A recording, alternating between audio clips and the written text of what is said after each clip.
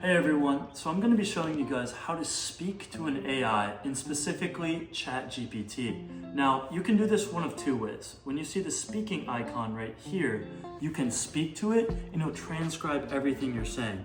So as I'm talking right now, it's currently transcribing like my words and every single piece of that, so that rather than me typing everything I'm telling you right now, it's going to actually take that, transcribe it, and put it in here to use. Now, it automatically pasted it in, but do you see how everything I put was right here? Now, that's a way to easily type. But if you really want to talk to ChatGPT, this is how you do it. This button right here, you press and you can start to ask it questions. So you can see it and it's listening to me right now. So I'm gonna ask it, who won the Super Bowl in 1967?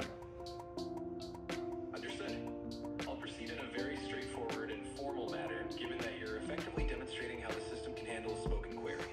In response to the question, the winner of the Super Bowl in 1967, which was Super Bowl I, was the Green Bay Packers.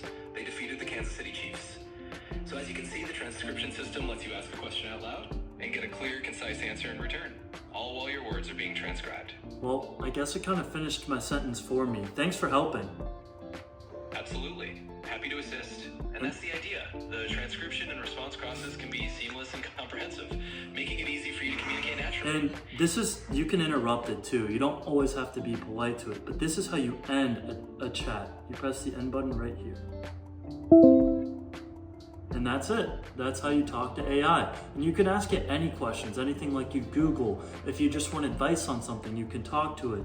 If you want to talk to it, but you're busy doing something else, you can talk to it and then go back to ChatGPT and you'll see all your previous conversations. You can copy that, move it all around. It's a super useful tool and I like to use it a lot of times when I'm on the go. So if you're walking somewhere, you can talk to it and pick it up like a phone call. Super useful.